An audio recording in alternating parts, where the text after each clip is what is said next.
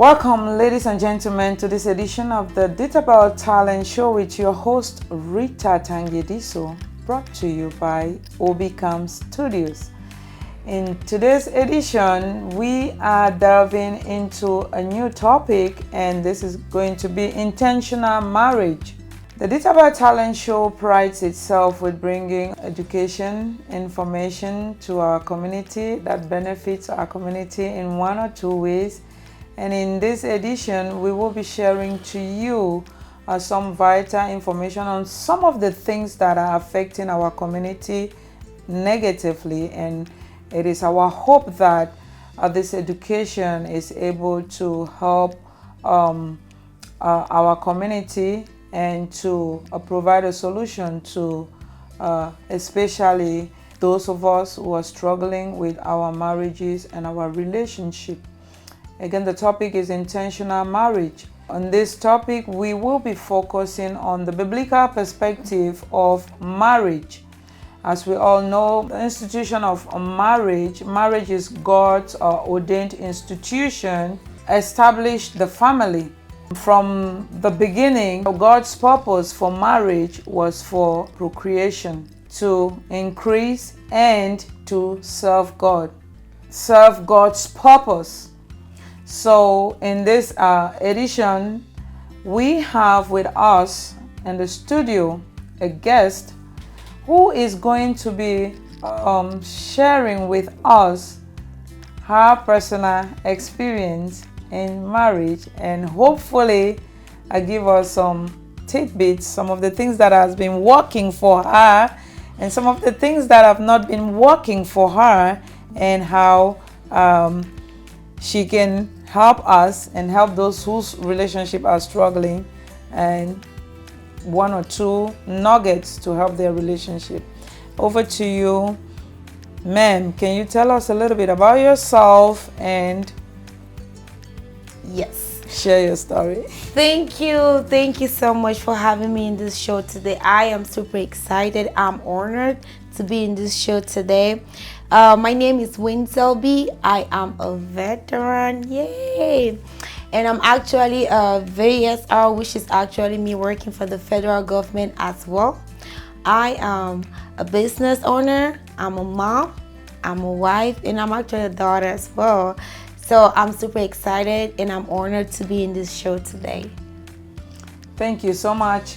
That is powerful. Hey, she is married.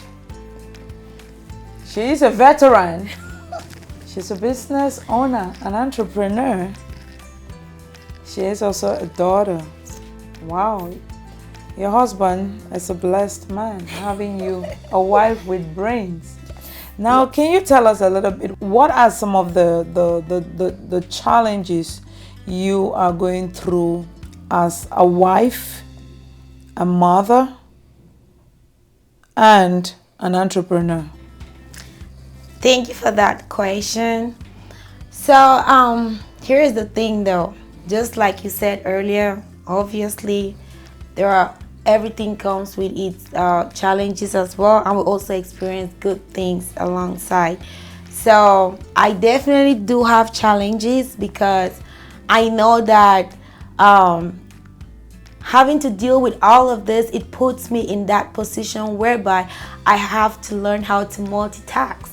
Because at the end of the day, if I really want my marriage to work, which is what I want, I turn to figure out ways to be able to multitask and be that wife for my amazing husband, be that amazing mother for my kids, and still make time to be an entrepreneur. Because at the end of the day, we are striving to make sure that we are also financially free, so that we can be able to spend that quality time as a family, as always. Wow. So how do you manage being a mom, being a wife, and being an entrepreneur? Okay, so we all know wifely duties, right? You have to be there. You have to make sure that you are providing for the family. Just like, let me put it this way, like being a wife, you have to make sure You're able to put food on the table, making sure that it's always that meal, 3 square meals for the day for the family. And being a mother, you know that you have to take care of your kids. For example, like my son is actually in preschool right now. I know that I need to make sure that I need to prep the baby for school every day, Monday through Friday. And being an entrepreneur, I know that I have to make time for the business. So this is what I do. So this is what works for me. And I am super excited to share this with you guys. With my husband, I'm grateful first of all because he's very supportive. So when we wake up in the morning, guys, look, I get to make breakfast for the family while my husband gets to make sure the kid is ready for school. So we kind of introduce that division of labor. It's not just on me by myself. And then when it's time to drop off the child at school, he takes him to school while I sit back and make sure that I do the cleaning in the house, make sure that everything is good to go. And then when I'm done, I try to make sure I get to spend time, because my business is more about training, mentorship, all this good stuff. I try to make sure that I'm within that time frame to have any of my clients on a Zoom call with me and make sure that we are doing business the right way, which permits me to be able to be done before 5 p.m. because normally I pick up my son at 5:30. In as much as his school actually closes at 6 p.m., I always make sure by 5:30 I'm there. So no matter what I'm doing, I have to make sure that by 5 p.m. my schedule is all cleared off to go pick up my son because my husband is always at work at the time. So he drops off the baby in the morning and I pick up the baby when he's done with school. I like one thing you said there. I mean the way you guys split the roles, that really caught my attention.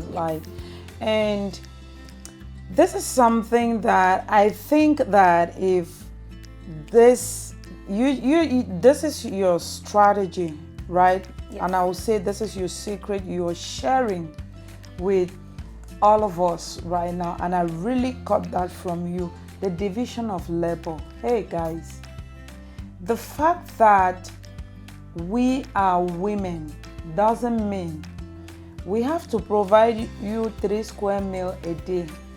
We have to take care of the baby. We have to drop the baby off. We have to pick the baby up. We have to blah blah do the cleaning up. We have to do the laundry. No. You heard what she said. If it's working for her, it can also work for us. And I think these are some of the little things that sometimes we neglect or we take for granted in our marriages. And at the end of the day, you realize that one person gets so overwhelmed, and just that little thing alone can cause a lot of problem in marriages. I really caught that, and that is wonderful. If you're out there and you're not doing this, you're over laboring one partner, it doesn't matter. It must not be the wife. Maybe it's the husband who is overdoing it. Maybe it's the wife who is overdoing it. Let us make sure we do that division of labor. See that if the wife or the husband is busy doing this, wife, you pick up on this role. Wife, if the husband is busy doing this, you can pick up on that role. Just make sure that there is division of labor such that one person is not overwhelmed with the house chores or with doing everything. Sometimes that alone can cause a lot of problems. Yes. Wow, that was wonderful. That is and the next question that I would like to ask is, now, what is your perspective about marriage? Some people think that marriage is for better, for worse. Others think otherwise. What do you think? Okay, this is what I personally think about marriage. Never ever tell yourself, after you have seen those flaws in that partner that you're hoping to spend the rest of your life with, never tell yourself that the flaws that I've seen are the ones that I feel like I can fix them when I'm married. That is not possible. I tell everybody this. You have to, before you even think about marriage, you have to make sure you assess that individual and ask yourself this question. The flaws that he or she has, can I be able to live with it? Can I cope with it? Based on your answer, it tells you if you are at least about 10% ready for marriage. So that I take pride in it. Because without that, any other thing cannot really fall in place if you don't accept that fact. So that is why personally, I look at marriage to be that one thing that you are ready and willing to tolerate that individual despite of whatever is going through, support them during hard times, and make it work even when you feel like you don't even have a reason to make it work. Because, I mean, like we said in the biblical aspect of it, it's for better, for worse. Yeah, that's what I think of. Wow, thank you so much. So what I got from there is we are not getting into marriage with the intention to go in and fix our partners. Whatever flaw you saw in them before you go into that marriage, make up your mind. I am going in to deal with it and not to fix it. We are not God. We don't fix people. We complement each other. We supplement one another. We are going there to be one another's helper. The areas that your partner is short of, that is where you come in to complement, and vice versa. So hey guys, we are not going in to fix people. But I have this question to ask. What about, we all know that we are all humans. We have our weaknesses. You get into this marriage and it's just a lot, just like we said, we are not trying to fix it, but we are just trying to complement. Like, now, there is this one thing that you really do not like about your partner, but you would really like to see some improvement in that area or some kind of change, right? Mm-hmm. But no matter how hard you try, this individual is just so stiff to change, right? How do you deal with situations like that? Maybe just say, or there is something about your partner that you really don't like, and you try to, hey honey, I don't really like this aspect about you and this aspect about you. Now you put that communication out there with the hope to see like a change, but 1, 2, 3, 4 times and it's still the same. How do you handle that? That's a very powerful question right there. Because the truth about it is that there must be that one thing. There must be that one thing that you will really love if it could actually change regardless. But this is how I look at things, right? So come to think of it, people do respond to the stimulus of their environment. What am I trying to say? I feel like human beings, for example, like my husband, the way you approach things is going to determine his reaction, okay? But I have that conviction within me that if I really want this so bad, all I need to do is to retrace my approach and make sure I'm doing it in the most respectful manner. Even if it means I have to do it multiple times, quitting is not an option. Because at some point, he himself is going to sit back and reflect and be like, nah, this is too much. I think it's high time I kind of like work on some of these things. But because you're already talking about it, you shouldn't just expect a change like right away. You have to keep doing it. Consistency, not giving up. And you have to maintain how you're presenting that situation. Do not get overwhelmed and you feel like, oh, because I'm presenting the situation like this, he's not responding the way I wanted him to respond. Now I'm just going to go off on him. No, patience, because we all know Christ himself, he was patient. And if he was not patient, only God knows what this world would have become. So if he can exercise that patience, the least we can do is also exercise that patience. I know it's a 50-50% chance, but I strongly believe you're more than likely to have a change. But you have to stay consistent when you're doing it. Don't expect a change like right away. Keep doing it. Wow. That was amazing. We heard it from her. She's married. She's telling us, she's sharing with us what is working for her, what has been working for her.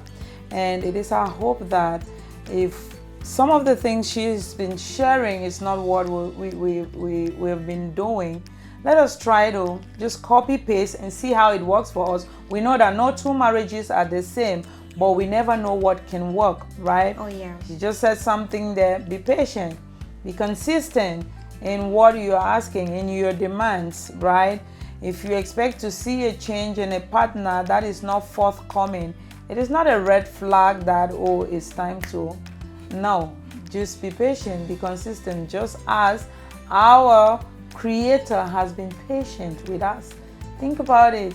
Do we know how many times God has been expecting something from us and we don't respond like that? So the same way our Father is patient with us is the same way we have to be patient with our partners in marriage, right? That is so powerful. And thank you so much for sharing all that. That is a lot that you've been sharing with us. So back to the core matter. If you look at our community today, it is just devastating with the way marriages are crashing and crumbling day in, day out.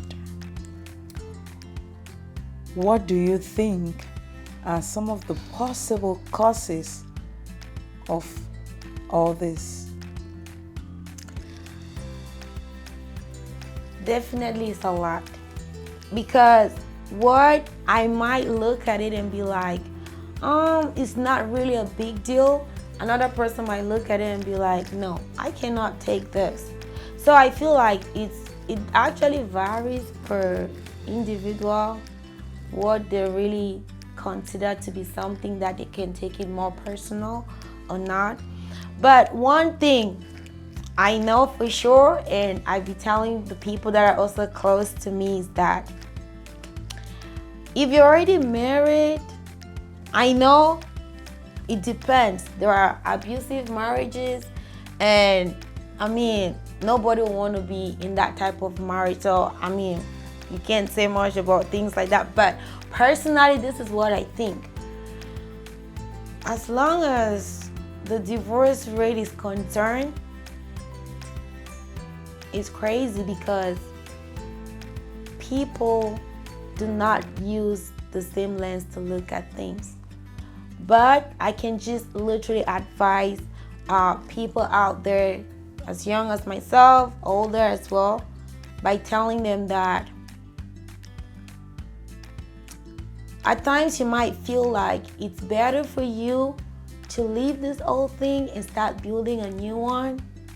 But you need to know that even if you think leaving the old relationship or marriage and starting a new one is an option, is something that you consider to be the best decision, just be tracking that when you get into the new one, you're gonna still find some big flaws in there. So it's your decision to make.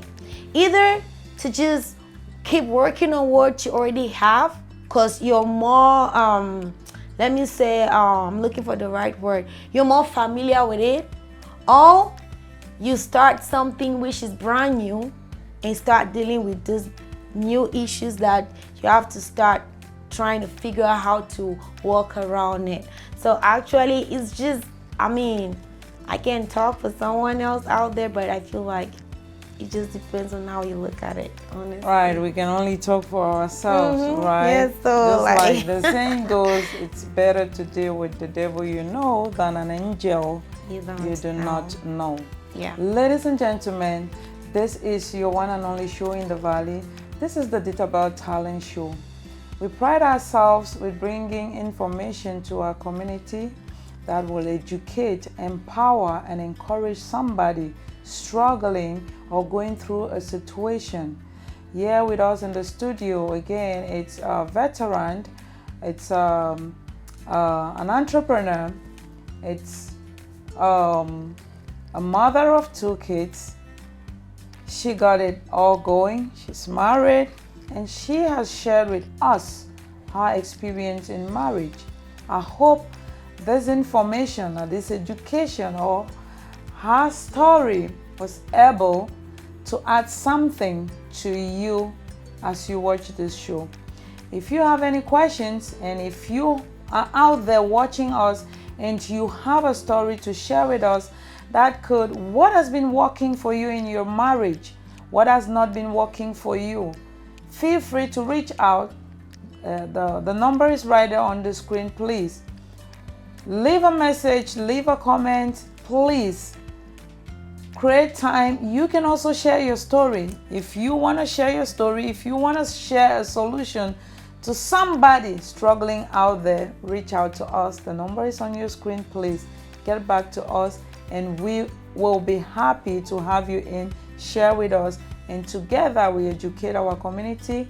We build a sustainable community, a healthy community, and together we are better. Thank you so much for having me here. I am super grateful because I know for sure that you're doing something extremely great for our community, and I really take pride in this. To be honest, I don't mind coming here multiple times to share a lot more about myself, because I know that somehow this is going to help somebody out there. And I will highly encourage, if you're around, I mean, you can even fly in. This show has already changed my life. You might be asking, what do I mean by that? This is what I'm talking about. Having that opportunity to reflect on my marriage just gives me the opportunity to be more thankful to God for the good things that I probably might not just put a little bit more focus on, but thinking about it is just like, wow, I should be grateful to God. So please, I'm super excited for you having me here, and I look forward coming back, because this show is awesome. And thank you for helping young people like us to kind of exercise our talent and be able to help and reach out to other people out there. Thank you. You are most welcome. Yeah. It is our pleasure. We take pride in showcasing our young ones and making sure that everything about them works, including their marriages. Thank you. Amen. Thank you so much.